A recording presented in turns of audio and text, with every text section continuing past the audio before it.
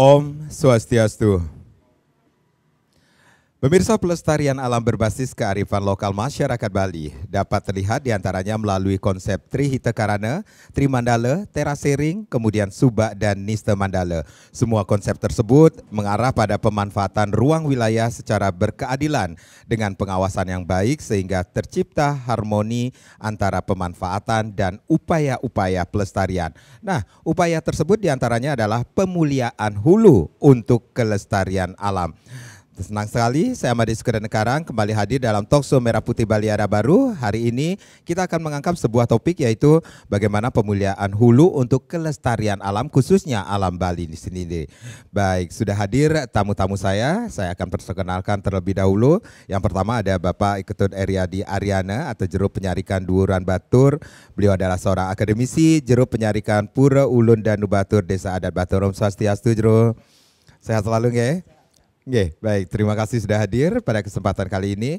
Dan hari ini pun kita sudah menghadirkan Ibu Dr. Nimade Intan Maulina SPMP. Beliau adalah Dekan Fakultas Pertanian Universitas Dwi Jendra. Om Swastiastu, Ibu Intan, apa kabarnya? Sehat selalu nggih? Nggih, sehat selalu. Dan yang pastinya hari ini pun kita menghadirkan Dr. Nengah Mulyarte, seorang akademisi dosen Fakultas Pertanian Universitas Warmadewa. Om Swastiastu, Pak dosen. Sehat selalu nggih. Terima kasih Bapak-bapak dan juga Ibu yang sudah hadir pada kesempatan kali ini. Kita akan menghadirkan atau mengambil sebuah topik yaitu bagaimana pemuliaan hulu untuk kelestarian alam. Saya mau ke Jero Dumun, Jero Penyarikan Duuran Batur. Niki kalau kita berbicara tentang pemuliaan hulu niki sendiri termasuk juga gunung, kemudian danau dan bagaimana Jero melihat ini kondisi tata kelola bentang alam di Bali saat niki sendiri atau landscape management yang kita miliki di Bali niki sendiri, Jero. Ya, terima kasih ya atas waktunya. Jadi semoga kita dalam kondisi sehat semua ya. Mas Tunghara. Di dalam dialog ini. Kalau kita berbicara persoalan landscape di Bali memang hulu hilir itu menjadi suatu kesatuan. Kita berbicara landscape di Bali tidak hanya bisa membicarakan persoalan daerah pesisir ataupun hanya persoalan daerah pegunungan. Semuanya terkonektivitas gitu, terkoneksi dalam bentuk yang mungkin secara kearifan lokal kita sebut sebagai segara giri. Bagaimana konsep hulu teben ini menjadi suatu kesatuan bentuk gitu.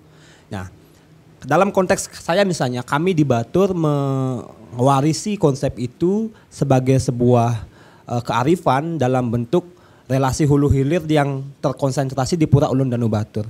Kami mengenal istilahnya konsep pasihan ide betari sakti.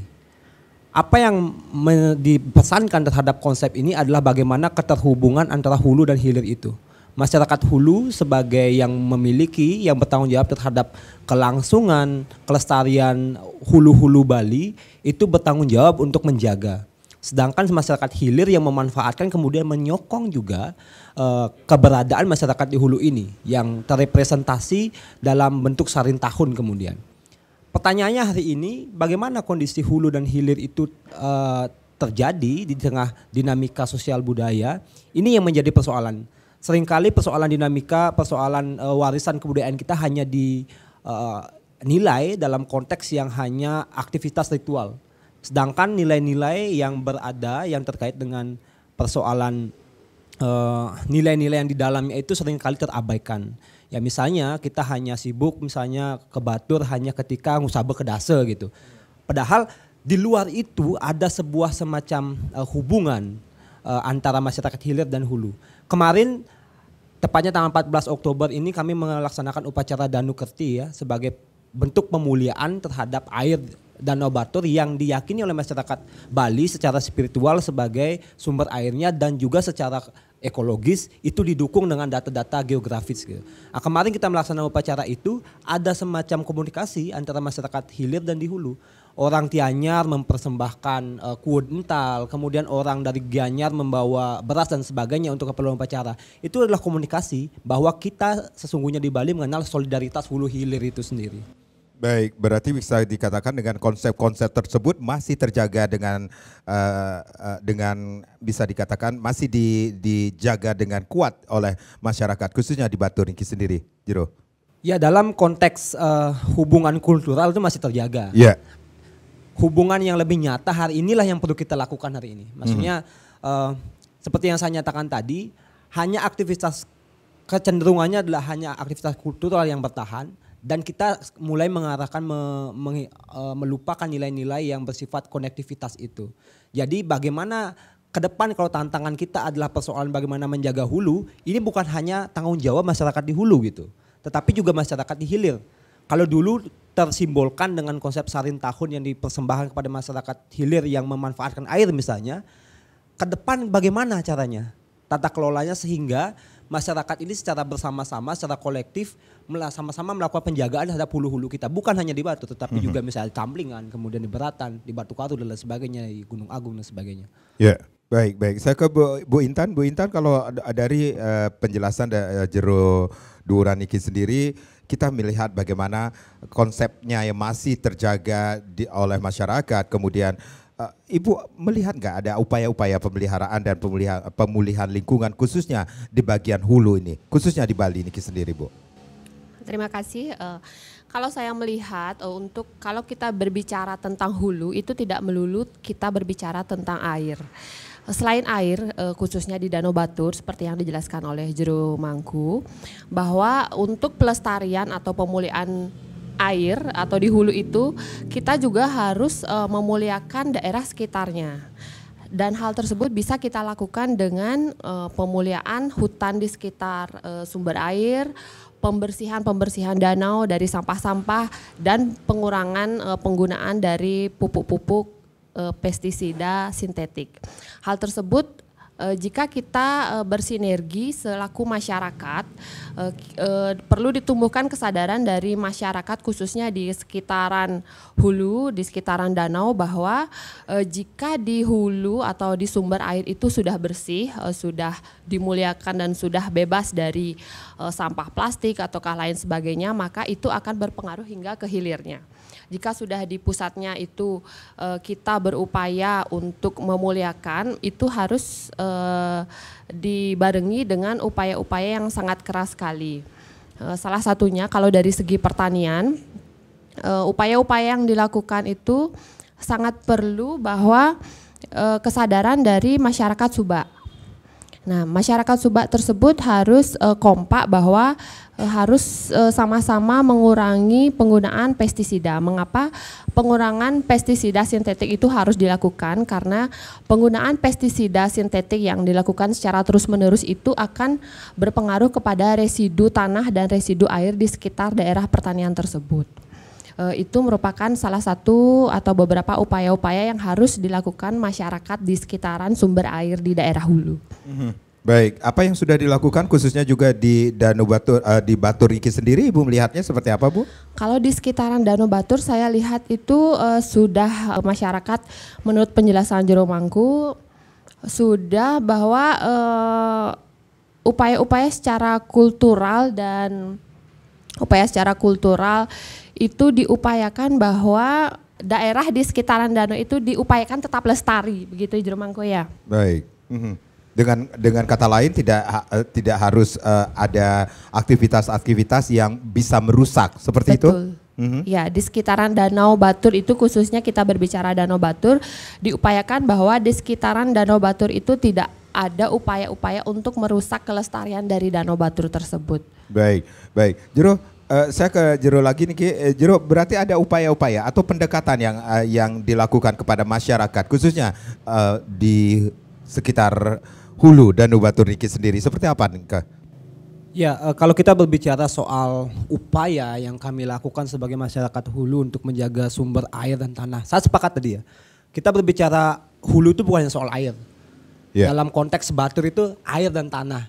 Dan tanah. Ya, Ida Betari yang kami puja di Pura Ula Batur itu elemennya dua. Ida Betari Sakti Mendui Gumi yang representasi tanah dan Ida Betari Sakti Dewi Danu sebagai representasi air gitu. Jadi air tanah ini yang menjadi inti gitu. Lalu pertanyaannya bagaimana masyarakat hulu menjaga seperti yang tadi. Kami ada dua upaya. Pertama adalah upaya-upaya fisik atau upaya skala ya kita sebut kalau dalam konteks kearifan lokal kita di Bali. Ya, upaya-upaya itu apa? Dalam tradisi kultural kami memandang Bebengan Agung atau kaldera Batur itu sebagai tetaman atau lingga Ida Betari. secara fisik masyarakat Batur tidak diperkenankan sampai dalam mitosnya itu memelihara babi, memelihara kuda. Apa itu yang bisa kita lihat dari sana? Sehingga memang ada semacam pemetaan gitu. Ya kita lihat babi barangkali secara fisik dia memiliki kerentanan terhadap ekosistem ya, karena mungkin limbahnya dan sebagainya perlu pengelolaan khusus gitu. Sehingga kami dilarang sebagai masyarakat Batur memelihara indukan babi, lebih tepatnya bukan babi yang ini, indukannya ya, bangkung itu. Demikian juga kuda, sangat selektif sekali kami di masyarakat Batur itu memelihara itu gitu. Dan sekarang ya hampir nggak ada karena sudah tidak ada. Dan kuda barangkali juga sama, itu yang secara kultural, secara skala itu.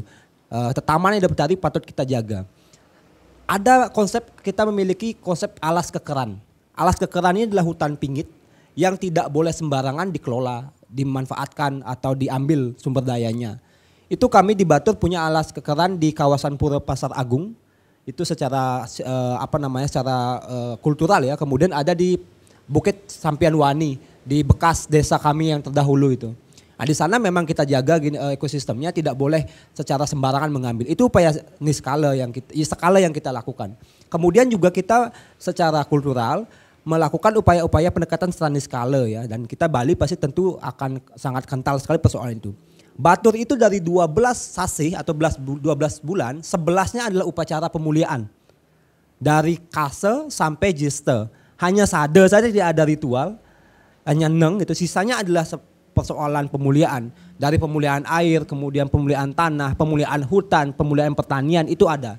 Misalnya ketika kase itu kami melakukan pemujaan di Pura Jati sebagai representasi tirta utama dari 11 tirta Hidayat Betari itu. Kemudian ketiga juga kami melakukan upacara di seluruh mata air yang ada di Batur. Demikian juga ketika Karo kemarin ada Musabah Dimel, peralingga itu diiring mengelilingi Gunung Batur untuk melihat tetaman. Jadi ada kontrol juga dari entitas Betara yang kita puja setiap 2 tahun sekali melihat kawasan wilayah Hidayat Betari itu. Hanya saja persoalannya kita berupaya kan bisa ya. Dengan dinamika perkembangan hari ini kita tidak menampik permasalahan lingkungan yang terjadi di daerah Batur sangat-sangat komprehensif. Kemarin upacara Danu Kerti yang dalam upacara peselangnya itu menggunakan beberapa jenis ikan dari unsur laut, ikan dari unsur tukad atau sungai, dan ikan dari unsur danau. Kami tidak menemukan 2 spesies yang harusnya ada, yaitu kepiting danau dan siput danau, yuyu dan uyung. Kita sudah berupaya untuk mencari tapi tidak dapat. Artinya kita gagal menjaga ekosistem yuyu dan uyung itu. Dengan apa sekarang di Danau Batur ada ikan hama yang disebut red devil, itu adalah hama. Bisa jadi itu adalah bentuk dari ketidakharmonisan lagi ekosistem danau. Dan ya itu adalah kegagalan kita bersama masyarakat Bali menjaga Danau Batur. Baik, ini yang menarik sekali. Jero mengatakan tidak adanya yuyu sama uyung seperti itu. Uyung itu seperti? Uyung itu siput danau. Siput danau. Seperti kakul tapi lebih kecil. Jero pernah merasakan hal-hal tersebut, melihat dengan... Ya, kalau kita melihat 10, 15 tahun, 20 tahun yang lalu itu masih banyak. Jadi kepiting itu di pinggir danau sangat mudah kita temukan. Kepiting yang warnanya merah kecil. Uyung itu adalah salah satu kekayaan hayati yang sering digunakan, dijual dulu. Dan itu enak sekali kalau kita gunakan sebagai masakan. Itu seperti kakul, enak sekali dan itu tidak ada duanya. Nah memang sekarang barangkali kalau saya melihat itu kondisi Danau Batur mulai berubah sekitaran 10 tahun ke belakang. Itu yang lebih masif ya, mulai ada airnya naik gitu. Kalau rekan-rekan mungkin yang pernah mengunjungi situs Pura Segara Ulun Danau Batur yang sekarang seolah-olah di tengah danau itu, dulu itu di tepi danau.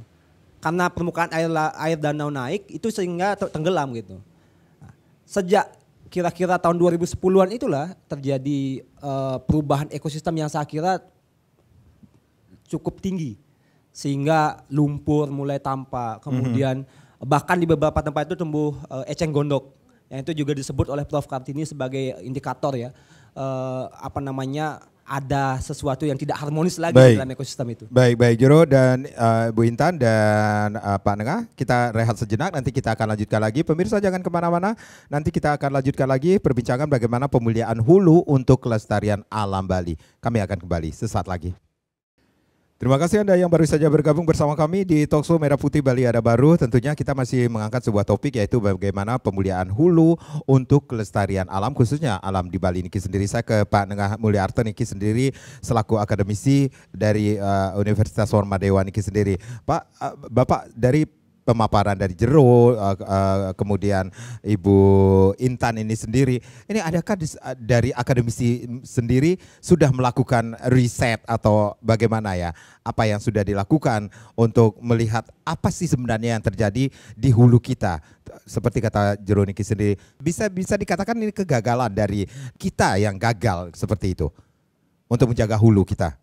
Ya, terima kasih Swastiastu. Apa yang dikatakan Jero tadi cukup mengusik saya.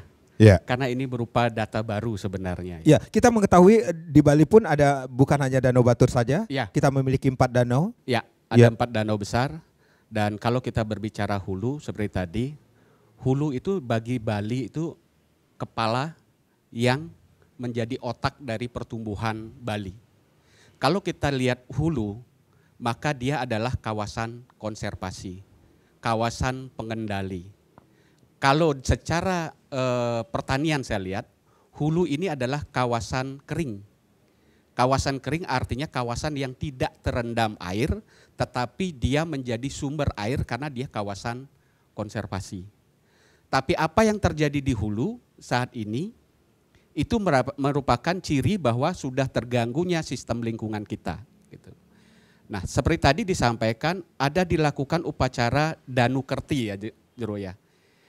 Ini adalah konsep lokal, kearifan lokal yang dibuat oleh pendahulu kita, tapi kita gagal menerjemahkan.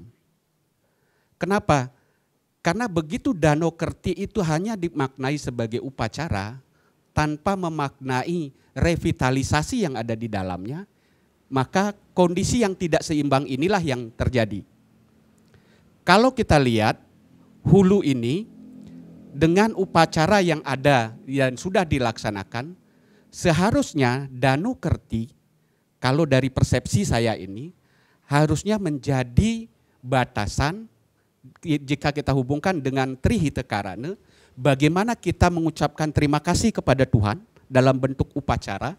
Yang kedua, bagaimana kita mengingatkan sesama manusia untuk menjaga. Yang ketiga, hubungan antar lingkungan, bagaimana melakukan pelestarian. Tadi sangat menarik juga, masyarakat di sana tidak boleh memelihara babi dan kuda. Kalau secara lingkungan saya lihat, sebagai orang konservasi gitu, babi dan kuda, E. coli lumayan tuh. Jika pada bagian hulu tercemar, maka apa yang kita dapatkan di hilir. Itu sebenarnya yang terjadi gitu. Kalau kemudian pada saat Danu Kerti, masyarakat menyumbang beragam istilahnya beragam aturan gitu, beragam masakan dan hasil panennya, itu melupakan ungkapan terima kasih atas apa yang telah diberikan oleh hulu, gitu. Dan kenyataannya di hulu juga tidak terjaga. Makanya inilah menjadi tantangan kita, bagaimana konsep Danu Kerti ini kita revitalisasi menjadi aksi-aksi nyata untuk pelestarian lingkungan. Seperti tadi, ada 2 biota yang harusnya menjadi bagian dari upacara, tetapi tidak didapatkan.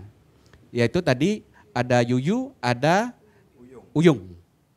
Artinya proses penggunaan biota itu dalam upacara bukan sekedar pelengkap upacara. Pesannya adalah bagaimana biota ini dilestarikan. Kalau biotanya tidak dilestarikan, gak jadi tuh upacaranya gak lengkap gitu. Makanya ada tanggung jawab sosial di kita bagaimana menjaga lingkungan. Kalau dari hasil-hasil penelitian seperti tadi ditanyakan banyak. Dan kalau kita boleh bilang, kalau saya sering ngobrol dengan Bu Prof. Kartini yang sering melakukan explore di sana, beliau sudah menyatakan kondisinya ini sudah tidak bagus gitu. Artinya apa? Upaya yang kita lakukan di sana, baik dalam kegiatan sehari-hari, kegiatan pariwisata, kegiatan pertanian, sudah melewati ambang batas. Gitu. Apa yang melewati ambang batas ini sudah tidak mampu lagi. Lingkungan kan punya daya lenting kalau kita boleh bilang ke bawah ke teori lingkungan. Daya lenting artinya kemampuan lingkungan untuk mengembalikan, menetralisir terhadap pencemaran yang ada. Artinya sekarang ini sudah melewati masa kemampuan lingkungan, sehingga yang terjadi adalah pencemaran, kerusakan. Sama tadi disebutkan ada hutan. Terjaga nggak hutan itu sekarang? Kenapa disebut hutan tenget? Hutan tidak boleh dijamah. Karena konsepnya kalau dibawa ke Trihita Karana lagi, ya itu adalah bagaimana kita menyediakan peralatan dan bahan-bahan untuk upacara sebagai ucapan terima kasih kepada Tuhan. Yang kedua, ketika hutan itu terjaga oleh manusia, maka manusia juga akan terjaga. Tapi ketika lingkungan ini tidak terjaga, maka manusia juga tidak terjaga. Karena hutan ini juga bukan hanya dari hasil produksi buah, produksi kayu dan hasil hutan, yang kita lupakan selama ini adalah oksigen. Dan oksigen itu kita anggap sebagai hal yang gratis, mudah diakses, tetapi kenyataannya hutan itu yang penyedia, tetapi kita abaikan keberadaannya. Dan bahkan di Bali sekarang tutupan hutan kita hanya 24, sedangkan idealnya 30% dari luas keseluruhan daratan. Mungkin itu Bli. Baik. Bu Intan, berarti ada tambahan, kita berbicara bukan hanya berbicara tentang danau saja, tetapi kita juga berbicara tentang hutan atau gunung seperti itu, atau bukit seperti itu? Iya, betul sekali. Yang saya setuju dengan Pak Mulyarte bahwa jika kita berbicara tentang hulu, itu merupakan daerah konservasi yang tidak melulu tentang air, tapi juga tentang tanah. Dan tanah itu mencakup apa itu, entahlah itu bukit, gunung, atau hutan-hutan di sekitaran danau tersebut. Begitu. Bagaimana kita selaku masyarakat, kita yang sebenarnya merasa sama-sama gagal ini menjaga kelestarian lingkungan, bagaimana kita mengupayakan agar melestarikan kehutanan hutan itu tersebut. Mengapa orang zaman dahulu itu ada yang mengistilahkan hutan tenget ataukah ada beringin diberikan saput poleng gitu. Yeah. Nah sebenarnya itu adalah upaya-upaya atau kearifan lokal zaman dulu bahwa bagaimana masyarakat zaman dulu itu menjaga agar masyarakat tidak menebang pohon sembarangan. Jika penebangan pohon sembarangan dilakukan itu daya tangkap air dari tanaman-tanaman akan berkurang. Hutan-hutan berkurang, oksigen juga akan berkurang, seperti itu. Arahnya adalah ke ketersediaan air di dalam tanah dan juga ketersediaan oksigen untuk masyarakat semuanya, baik itu di hulu ataupun di hilir. Baik. Jero, kita berbicara tentang perkembangan saat ini. Di tengah perkembangan pariwisata yang begitu masif, ini juga mempengaruhi sehingga apa yang harusnya kita jaga di hulu juga berpengaruh kah? Ya, saya perlu menegaskan dulu, tadi Pak Mul sudah memantik dengan tegas saya kira, bahwa kita perlu melakukan arah baca terhadap aktivitas kebudayaan kita. Saya menilai setiap upacara yang kita lakukan itulah sebuah indikator sesungguhnya. Bagaimana Danu Kerti itu kami laksanakan, diamanatkan leluhur kami setiap 5 tahun sekali. Memang tidak selalu dengan upacara besar, tapi dengan ya pekelem, namanya pekelem apapun itu. Dalam pelaksanaan upacara Danu Kerti, ada beberapa keragaman hayati yang diperlukan gitu. Misalnya kalau yang saya lihat yang yang dilindungi itu seperti penyu, kemudian menjangan, kemudian petu itu monyet hitam ya. Kemudian juga kijang dan sebagainya itu. Itu sarana-sarananya masih ada. Masih bisa didapatkan? Masih bisa, walaupun melalui daerah yang kemudian daerah lain, bukan dari daerah kami. Misalnya kita mengambil dari hutan Bali Barat dengan surat kemudian gitu.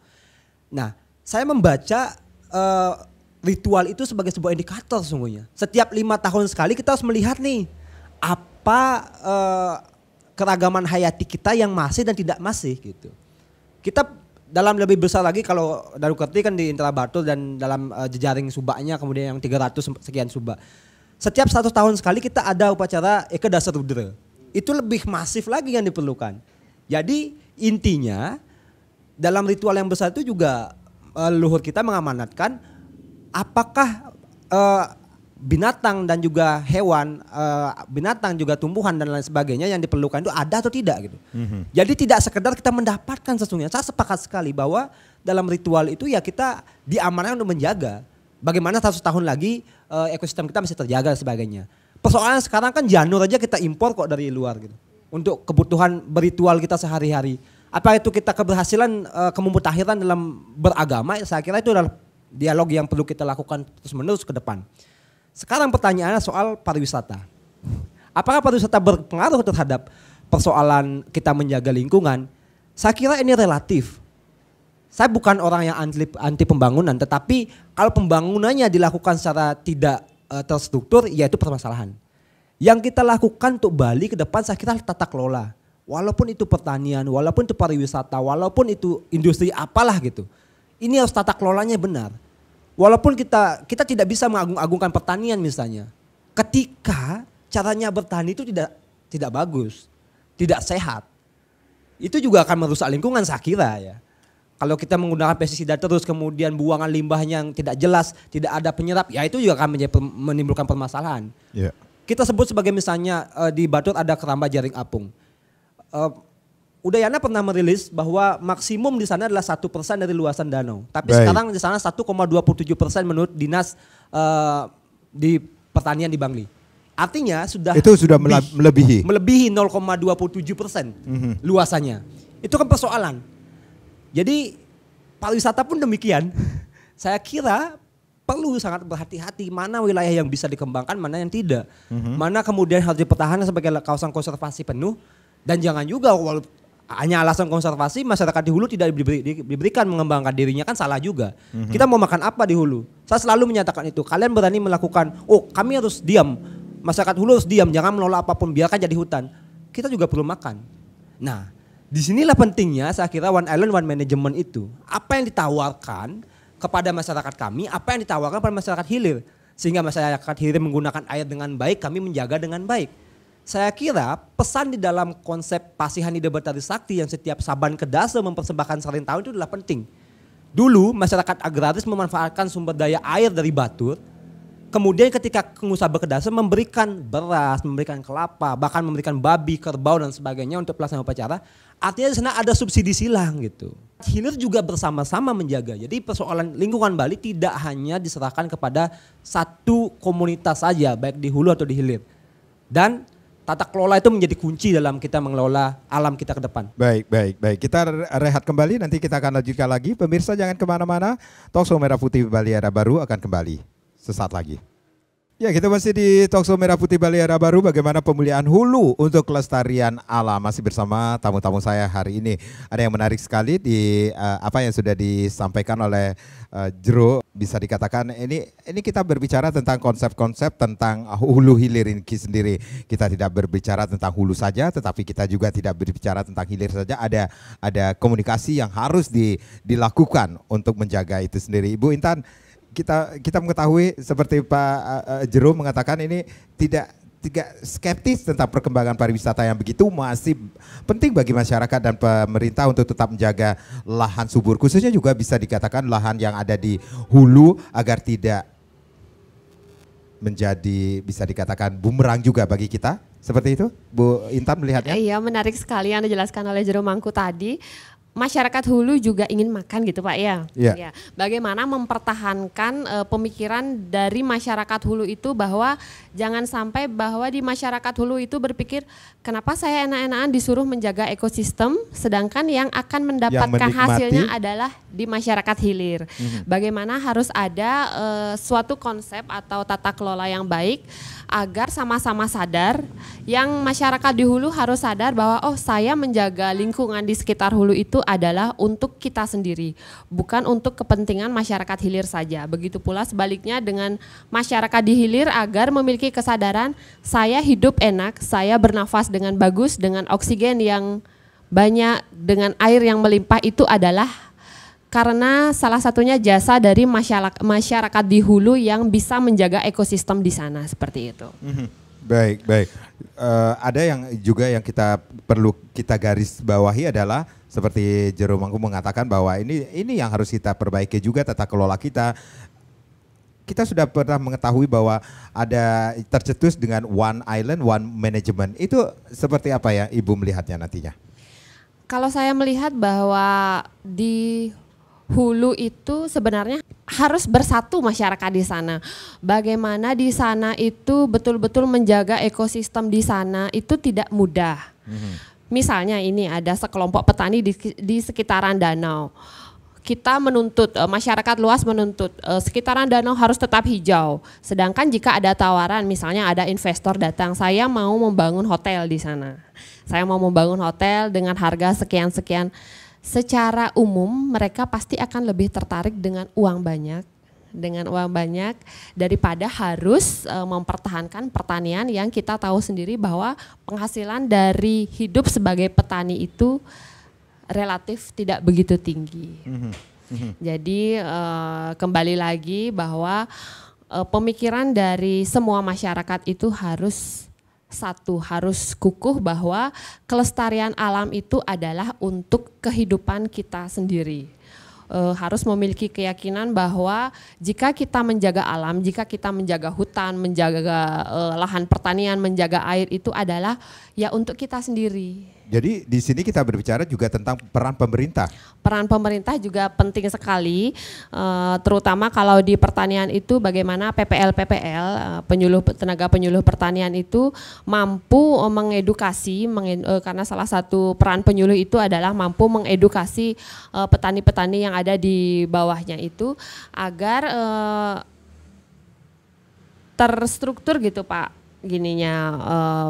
semua program-program di areal pertanian tersebut itu agar terstruktur dan tidak mencemari lingkungan. Baik, Pak Mulyarta, kita berbicara tentang apa yang sudah dilakukan oleh pemerintah, kemudian masyarakat, bukan hanya di Batur saja, tetapi di seluruh bagian hulu yang kita miliki di Bali ini sendiri agar tidak dikonversi, ya istilahnya saya mengambil kata-kata yang lagi ngetren nih, dikonversi para investor. Dengan demikian ini budaya agraris yang terkonsep dengan baik melalui sistem subak bisa tetap terjaga selamanya. Seperti itu Pak? Semestinya. Harapan kita ke sana. Cuma masalahnya sekarang kita sering terpicu oleh standar internasional. Ya, dalam artian hotel pariwisata harus berstandar internasional. Kemudian pengamanan berstandar internasional. Pengelolaan lingkungan bersertifikasi internasional. Sementara indikator itu cocok nggak untuk kita? Itu jadi masalah. Contohnya dalam pariwisata, kita mengikuti standar internasional. Sementara kita harus adaptif dengan lingkungan kita gitu. Jangan sampai kita mengikuti standar yang sebenarnya tidak adaptif dengan lingkungan kita gitu. Batur dengan kemampuan sumber daya airnya, dia punya potensi sendiri yang harus dikembangkan dengan maksimal gitu. Kemudian pengamanan contohnya tadi. Pengamanan internasional harus ada sekian CCTV, sekian polisi. Bali kan sudah punya pengamanan internasional sebenarnya pecalang. Cuma bagaimana mengelola? Coba bandingkan konsepnya memang akan menjadi debatable. Karena ketika satu negara dengan jumlah tentara dan polisi yang tinggi, toh terjadi kekacauan. Bali dengan konsep pecalangnya, kemampuan pengelolaan pengamanannya lumayan aman dan diakui secara internasional. Sebenarnya konsep pengamanan internasional yang mana ini gitu. Sama halnya juga dengan pengamanan lingkungan, pengelolaan lingkungan. Banyak teknologi lingkungan yang muncul. Saya beberapa kali, maaf ini saya menertawai diri saya sendiri. Kenapa Pak? Gini, saya ketemu Jero ini, tadi saya mendapatkan ilmu yang luar biasa dengan konsep-konsep lingkungan. Awalnya saya dari yang sederhana saja. Ketika ada konsep kendi yang di Bali, jeding yang ditaruh di bawah pohon dikasih pelepah kelapa. Itu tempat untuk menampung air. Muncul konsep yang namanya internasional dalam penyediaan air, harvesting water. Aduh, Bahasanya. Keren banget begitu saya baca ternyata menangkap air hujan, pengelolaan air hujan. Artinya apa? Konsep itu sudah ada di Bali gitu. Dari dulu? Dari dulu. Baik. Kemudian saya membaca konsep yang namanya keren ini, fitoremediasi. Aduh lah, apalagi Penjernihan itu. air dengan menggunakan tanaman. Ya. Begitu saya ke Subak Sembung, saya nanya, Pak apa ini? Ini namanya andongan. Andongan itu berupa kotak yang hanya 4 kali 6 meter atau bahkan ukurannya beragam, yang isinya tunjung, kemudian eceng gondok, apalagi kapu-kapu. Kapu-kapu. Ketika saya tanya lebih jelas apa yang dimaksud andongan ini, ternyata ini konsep fitoremediasi, penjernihan air sebelum masuk ke lahan Subak dengan menggunakan tanaman. Artinya apa? Ya. Konsep internasional itu sudah ada di Bali gitu. Melalui kearifan lokal Melalui kita. kearifan lokal, cuma namanya keren gitu. Yang sederhana kan juga paling sering ini kita abaikan, kita sering gembar-gembor Trihita Karana terkait pengelolaan lingkungan. Pernah nggak tiap pagi itu mesaiban atau mengaturkan banten nasi dengan sejumput sahur serundeng gitu. Kadang-kadang cuma garam. Apa hubungannya dengan Trihita Karana? Ini sangat mendunia ternyata. Konsep toleransi dan lain sebagainya. Itu ucapan terima kasih kepada Tuhan, bukan breakfast of God gitu. Ini kita sering menyepelekan gitu. Satu itu, ucapan terima kasih kepada Tuhan. Yang kedua, hubungan sesama manusia ini toleransinya lumayan. Baik. Siapapun yang lewat depan rumah ketika kita melihat kita mesaiban, Bu, Bapak, Nenek, atau siapapun, Dek, yuk sebentar simpang makan, saya sudah selesai. Itu makna berikutnya. Yang ketiga, yang hubungan dengan lingkungan, yang membuat saya, wah ini saya yang kena gitu. Itu penyediaan pakan bagi burung, cecak, semut, dan lain sebagainya. Artinya apa? Upacara yang di hulu dilakukan oleh masyarakat Batur, itu sebenarnya bagian dari Trihita Karana yang cukup besar. Termasuk bukan hanya dalam bentuk toleransi, tetapi bagaimana mengamankan kawasan hulu. Tapi yang seperti saya bilang tadi, kita definisinya Danu Kerti. Mohon maaf, ini skalanya saya nggak ngerti jero. Cuma sekarang bagi saya, bagaimana membumikan ini sehingga mudah dipahami oleh masyarakat dan bisa dipraktekkan dengan cara yang sederhana, praktis. Oke, jujur kepala saya dingin loh. Mungkin itu. Baik, berarti bagaimana dengan pengawasan dan controlling atau kontrol yang dilakukan? Bapak melihatnya selama ini. Kalau sebenarnya kontrol, kalau kesadaran nggak perlu nunggu pemerintah. Nggak harus nunggu pemerintah. Nggak harus nunggu pemerintah. Kalau kita sudah tahu aturan, kalau kita sudah sepakat di tingkat desa, ya kan, aparat desa saja sudah bisa bertindak dengan masyarakatnya. Apalagi yang di atas. Peran serta kita dalam pengelolaan lingkungan jangan hanya dalam bentuk mengawasi, tapi tindakan kita juga harus aktivitas nyata. Tidak perlu menunggu orang lain untuk membuat aksi, mengapa kita tidak dari diri kita sendiri, walaupun kecil gitu. Itu yang sederhana yang bisa kita lakukan. Walaupun kecil, seperti itu. Ibu Intan, banyak sekali masyarakat kita yang bisa dikatakan mengkampanyekan untuk pelestarian alam. Khususnya kalau kita berbicara tentang alam, kita berbicara tentang hulu seperti itu ya. Gunung, danau seperti itu. Nah, seperti apa Ibu melihatnya? Kampanye-kampanye yang dilakukan seperti selama ini? Iya, memang banyak sekali kampanye-kampanye pelestarian danau, pelestarian gunung, pelestarian sungai juga ada. Iya. Saya melihat hal tersebut adalah bahwa semakin banyak orang yang sadar bahwa pelestarian danau, pelestarian hutan itu adalah untuk kepentingan semua orang. Bahkan ada di Danau Batur ya, kalau saya tidak salah ada penuangan ekoenzim, betul di Danau Batur ya. Yeah. Nah, penuangan ekoenzim itu dilakukan secara besar-besaran sekitar tahun 2022 kalau saya tidak salah itu. Juga sekarang kebetulan saya minggu lalu menghadiri acara peresmian Pusat Edukasi Ekoenzim Provinsi Bali itu.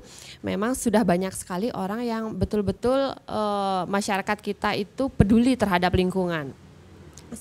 Saya harapkan bahwa semakin banyak orang yang peduli, semakin banyak orang yang mengkampanyekan, akan semakin banyak menimbulkan kesadaran-kesadaran. Dimulai dari misalnya kita ini sudah dewasa kan, dengan semakin banyaknya ada kampanye-kampanye itu menumbuhkan kesadaran dari masyarakat, siswa, mahasiswa, dan masyarakat di segala kalangan.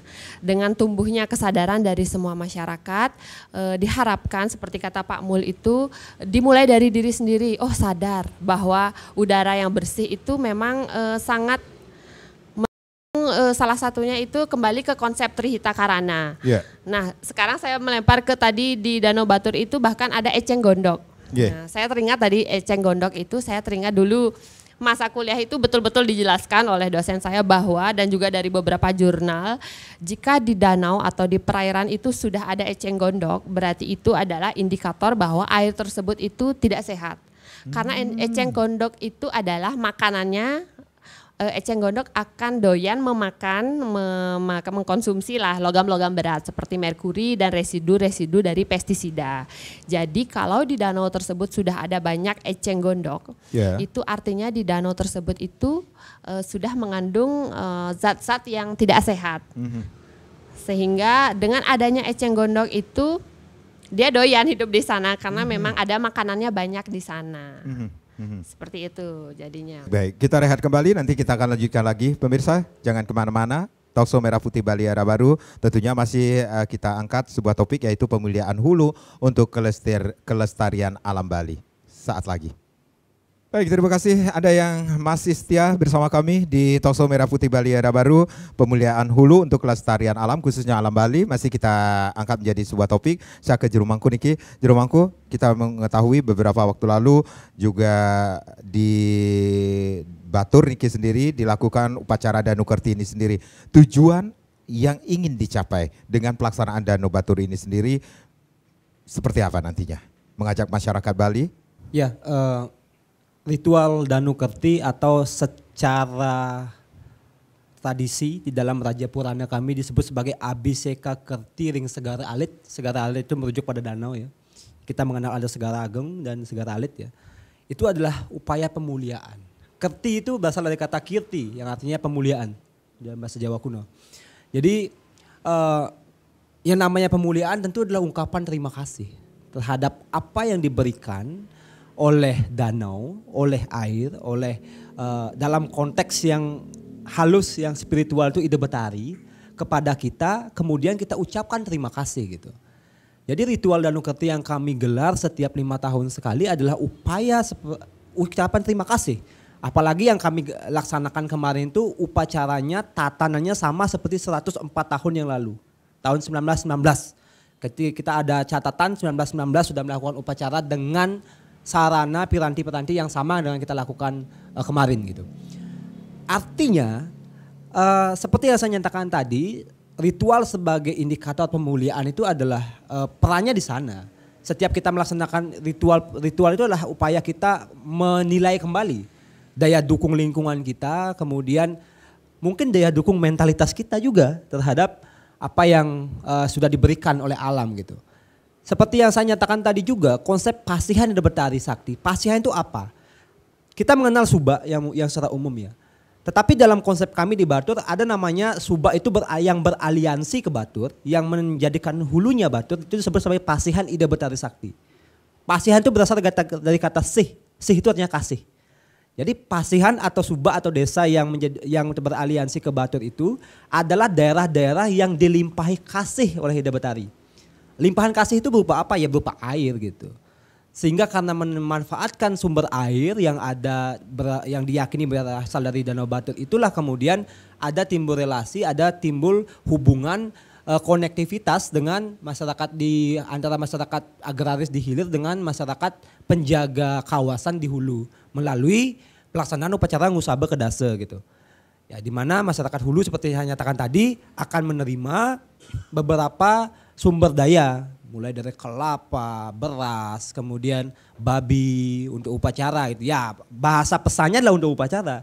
Tapi kalau kita amati itu adalah bentuk sumbangsih, bentuk bayaran dalam tanda kutip masyarakat hulu yang diamanatkan secara konstitusi tradisional untuk menjaga kawasan tersebut. Intinya adalah terima kasih terhadap alam gitu. Bisa dikatakan ini mengajak masyarakat Bali untuk memuliakan danau dan gunung yang merupakan sumber kehidupan, bisa dikatakan demikian? Iya, mengajak seluruh elemen masyarakat Bali untuk menjaga lingkungannya. Bukan hanya gunung, seperti saya nyatakan tadi, mungkin saat kerti itu ya sawah juga kita perlu jaga. Petani-petani yang NTP-nya selalu di bawah 100 itu harus kita jaga kan. Gimana kita harus menggembor-gemborkan petani kita harus ayo bertani, anak muda bertani. Nyata-nyatanya NTP-nya di bawah 100. Baik. Itu juga harus dijaga. Segara kita juga yang sering kali disampahi begitu harus dijaga. Sungai dan seterusnya. Bukan hanya danau. Baik, karena danau juga harus disucikan karena danau juga dan gunung juga memberikan kesuburan dan kehidupan bagi masyarakat, bisa dikatakan demikian. Ya, benar sekali, Man.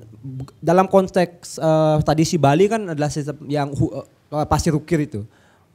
Segara atau lautan dan gunung itu kan selalu berrelasi gitu. Jadi simpul-simpul suci ekologis Bali itu ya di danau, di gunung, kemudian di campuhan begitu kan. Itu kan persoalan yang selalu dianggap sebagai kawasan suci oleh masyarakat Bali. Dalam hal ini misalnya di daerah pegunungan gitu, ada sejak ribuan tahun yang lalu kawasan yang sudah dimention oleh raja-raja Bali kuno di abad ke-9, di abad ke-10 itu adalah kawasan Wingkang Ranu atau kawasan tepi danau itu. Di sana ada desa Trunyan, desa Buahan, di sana menyimpan prasasti-prasasti Bali kuno. Bahkan di Buahan sudah ada istilah hulu kayu atau menteri kehutanan di zaman itu. Yang dijaga sampai sekarang masyarakat Buahan yang menjadi aliansi kami juga dengan Batur, itu tidak sembarangan untuk menebang hutan. Karena mereka hidup di tepi danau kemudian memiliki luasan hutan yang memang diberikan oleh raja sebagai yang awal dulunya adalah hutan perburuan raja yang dihibahkan ke masyarakat itu gitu. Jadi zaman itu sudah ada istilah hulu kayu atau menteri kehutanan. Ya, itulah pesan ekologis sesungguhnya. Dibalik kemudian sekarang dikemas sebagai simbol-simbol ritual dan kultural. Gitu. Baik, Pak Mulyarta.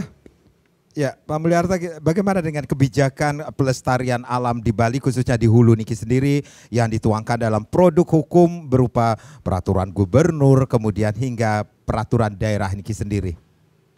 Bapak melihatnya.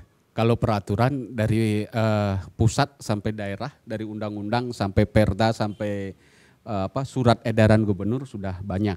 Ya. Tinggal sekarang tersosialisasi enggak kepada tingkat bawah.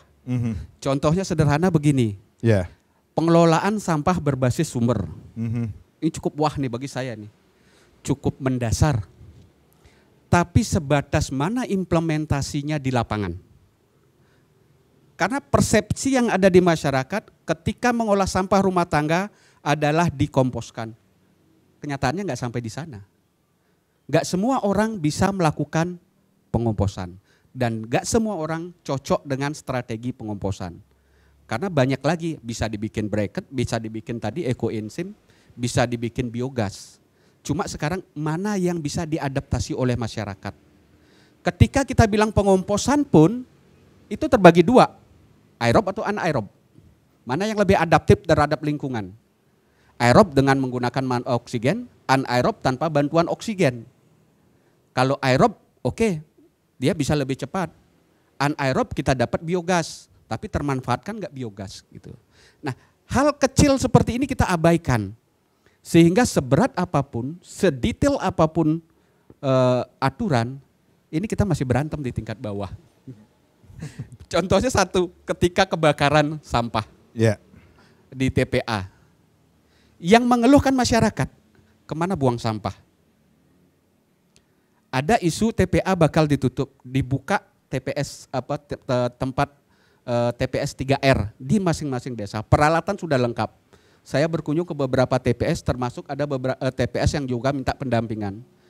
Targetnya mereka adalah sampah ini menjadi kompos bisa dijual. Tidak sesederhana itu. Ketika sudah jadi kompos, pertanyaan pertama, sudah matang nggak komposnya? Oke, baik. Ketika akan dijual, sudah punya izin edar dan penuhi standar SNI enggak? Oh. Gitu. Itu jadi pertentangan sekarang di masyarakat di bawah gitu. Jangan hanya melempar, kita bisa melempar isu yang wah, tapi kita tidak melengkapi dengan teknik untuk membumikan. Baik. Gitu. Tadi Jero udah bilang, Saya sampai bilang tadi sama Jero, secara niskala saya nyerah. Karena ini berdiskusi dengan yang tidak bisa terlihat. Yang sebenarnya telah mewariskan konsep yang maha agung. Tapi tantangan bagi kita, terutama saya dan teman-teman di kampus adalah bagaimana mewujudkan aksi-aksi kecil yang realistis, sederhana, praktis. Itu. Kecil, realistis, dan praktis. Baik. Tapi dampaknya lumayan. Dampaknya besar. besar. Berpikir boleh global, tapi kita hanya bisa bertindak secara lokal. Baik. Bu Intan, dengan tantangan-tantangan yang ada seperti yang disampaikan oleh Jero maupun Pak Mulyaarte Niki sendiri, tentunya ada hal-hal yang perlu diketahui oleh masyarakat untuk ayo dong tetap jaga, bukan hanya di hilir saja tetapi juga kita jaga di hulu untuk kelestarian alam Bali Niki sendiri. Ibu melihatnya? Iya, menarik sekali ya. Kita boleh berpikir global, tapi kenyataannya yang bisa kita lakukan kalau kita bisa dimulai dari hal kecil, lakukanlah hal kecil itu terlebih dahulu.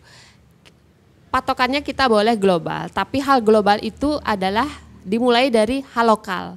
Skala lokal, regional lah dulu, regional, nasional, lalu internasional. Dari sampah, mulai dari sampah rumah tangga.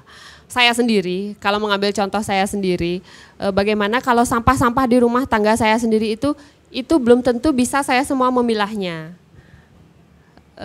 Larangan untuk membuang sampah kan beberapa hari ini, 1 minggu ini sampah menumpuk kan di rumah gara-gara kasus dari kebakaran tempat pembuangan akhir dari sampah di Suwung, dan juga di Tabanan juga ada kasus yang sama. Nah, hal tersebut menjadi masalah bagi semua masyarakat. Ini sampahnya diapakan? Kalau tidak dari diri sendiri yang kita harus bisa lah memulainya, misalnya dari sampah canang itu kita pelan-pelan sendiri. Oh, kalau sampah canang kita timbunlah dulu, kita buat seperti kubangan atau lobang, kita taruh di sana. Kalau sampah botol simpanlah dulu, nanti siapa tahu kalaupun kita tidak bisa mengolahnya atau kita tidak menabungnya di bank sampah. Di bank sampah kan sudah lumayan banyak juga ada di Kota Denpasar atau kota-kota lainnya. Kita simpan dulu. Mari berikanlah rezeki untuk para pemulung sampah plastik, kan sudah banyak juga, Pak.